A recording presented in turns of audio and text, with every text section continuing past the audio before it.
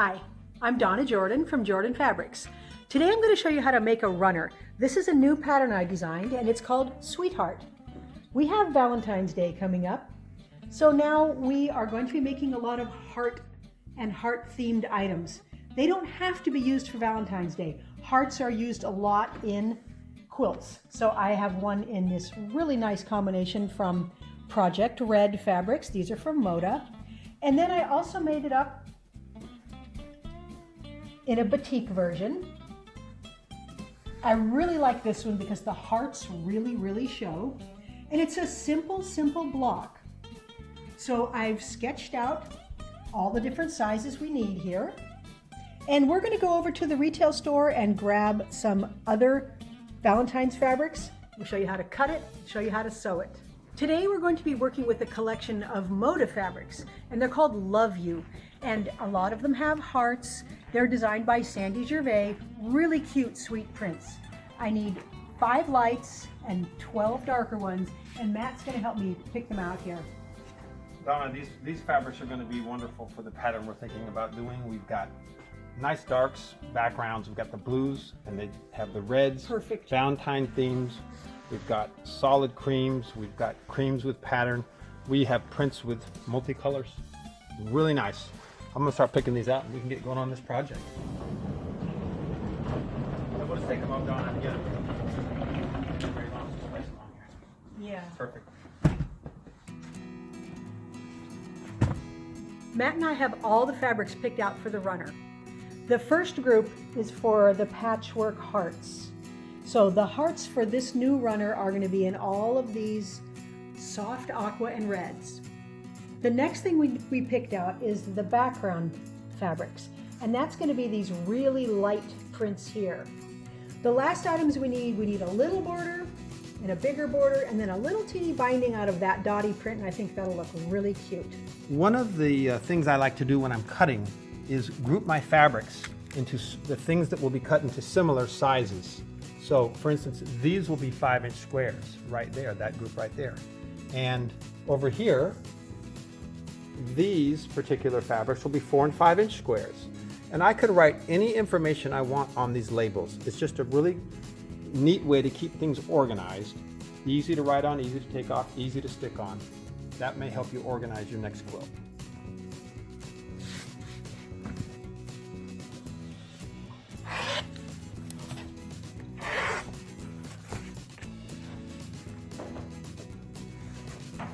Matt has all the pieces cut out for me here.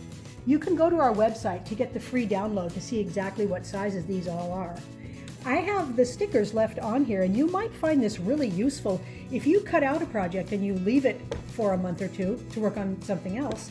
When you come back, this will make it much quicker to get right back into the swing of this project. Our first step is to make half square triangles with these guys. So I'm going to mark the back side of these triangles right along the diagonal, and I'm just going to use a pencil.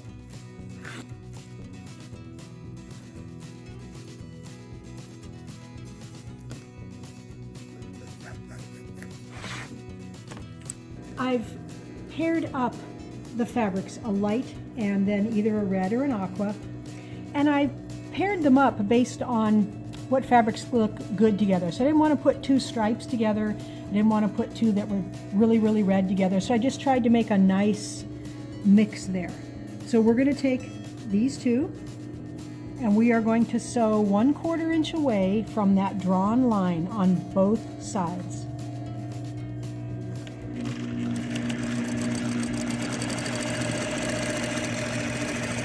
I'm going to go ahead and chain piece these. It's a little bit faster that way.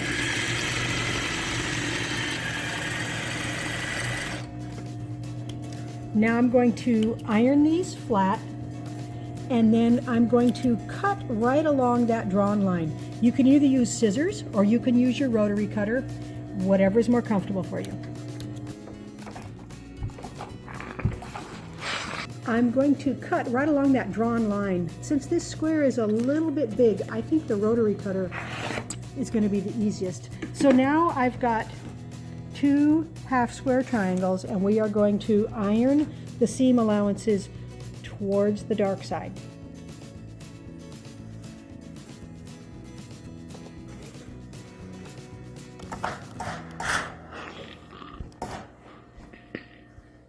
Because these light prints are so light, we really should cut off these dog ears. So if you stack up all of these, you could just peel them down and cut them one at a time like this, and it goes really fast. The next step is going to be to put a 2-inch corner piece on each of the top 2 corners of these squares here. So I'm again going to pick out the ones I'm going to use. So I'm going to lay these out, and then I'm going to select a corner that looks cute on them. You want to put these right sides down with the corners matching, and I'm going to just sew on the diagonal here. Then I'm going to sew on the diagonal here. Now, because I have a line on my sewing machine, I'm not going to have to mark the back of the fabric. So I'm simply going to line this up, put this corner right where the needle hole is, and this bottom corner right on that line. Then when I stitch, if you simply keep that point right on that line, it'll be nice and straight.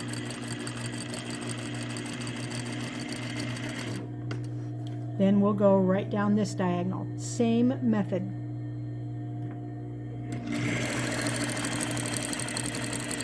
Here's a hint about your corner squares. These are going to get opened up like this. So if you have a one-way pattern with a stripe, like I do on the arrows here, you want to look and see what's going to happen after I stitch it here. If I do it like that, my arrows are going to be sideways. So I'm just going to give it a little turn. I'm going to start with it sideways, stitch it on, then when I open it up, the arrows are going to be going up and down, which I think looks a little better. Now that we have those stitched on, I do like to iron the stitching before I open these pieces up. And you don't have to do it individually. You can just stack them all on your ironing board. It's just to relax your stitching thread before we open them up.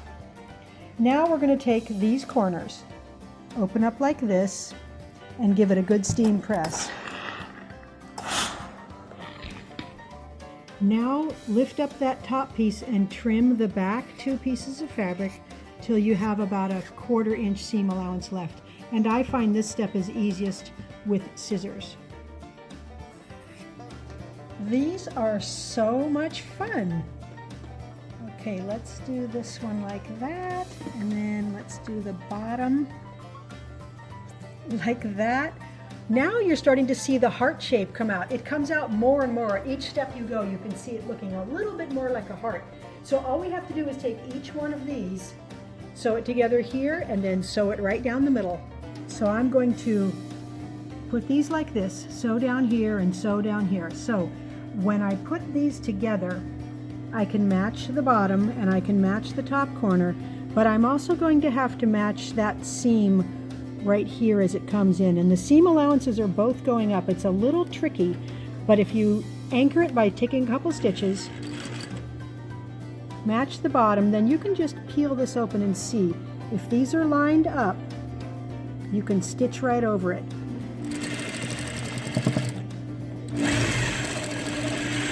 I'm going to leave it on the machine and take the next 2 pieces because they fit right here. Again, we're going to have to match this seam, and all the seam allowances are going the same way. So you just need to open it up a little bit and see if those seams are right on top of themselves, and hold it in place firmly and stitch over it. Now we're going to finger press this bottom seam to the right. So I'm going to just open it up and draw my finger across it. Then we're going to finger press the upper seam to the left.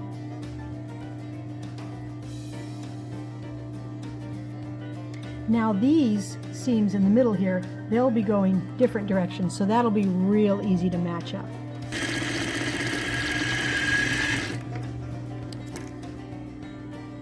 All right, that heart is done. We'll give it a good steam pressing and we'll finish up the rest of them. Here's how I like to iron these. So I've got everything stitched, and I'm going to line up these corners on the top here and on the bottom, and I'm going to stretch it out a little bit and hold it in place, and I'm going to iron this still in half, and I'm going to stretch it a little bit, and it's going to make it much truer. So see how these corners aren't meeting up exactly? That's just because I haven't pulled it up.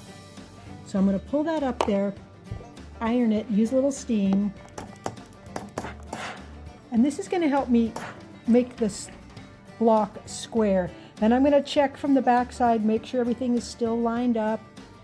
And I know it seems like an extra step, but it makes the next step easier. So I'm going to open this up and I'm going to press these seams towards the top because we've got an extra seam allowance coming in here. So it wants to go that way naturally. So it's always good to iron the way things want to go if you can. So I'm going to press it out flat, then I'm going to steam it.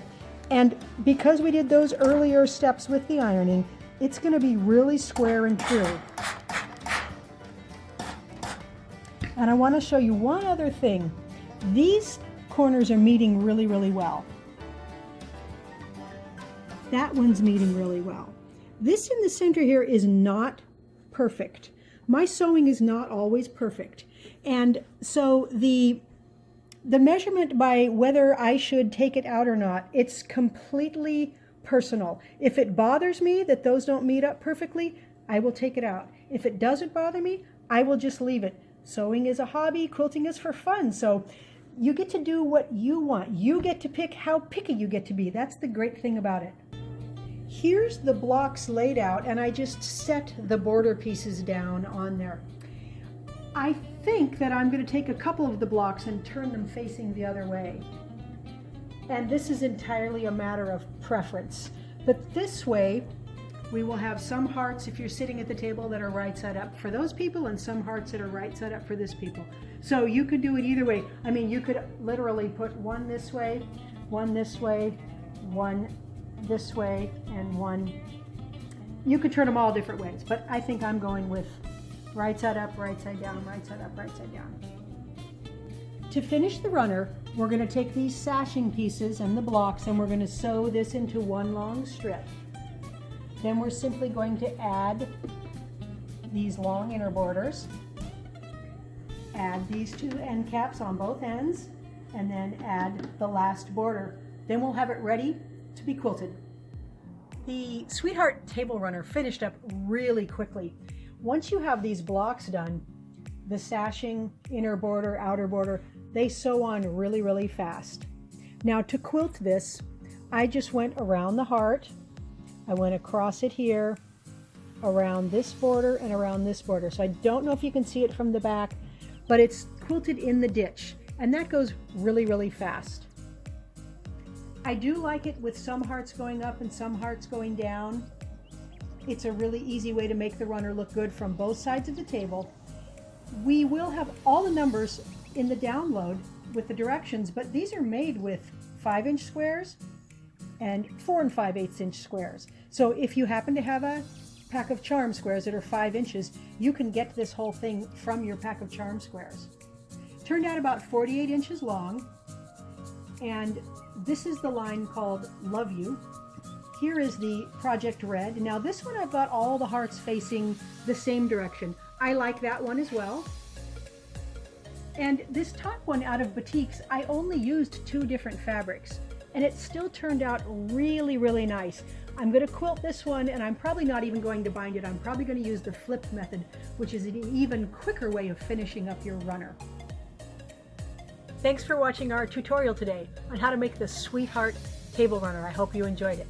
Now we're going to be having a giveaway. The giveaway this time is for a table runner kit. So this is completely pre-cut.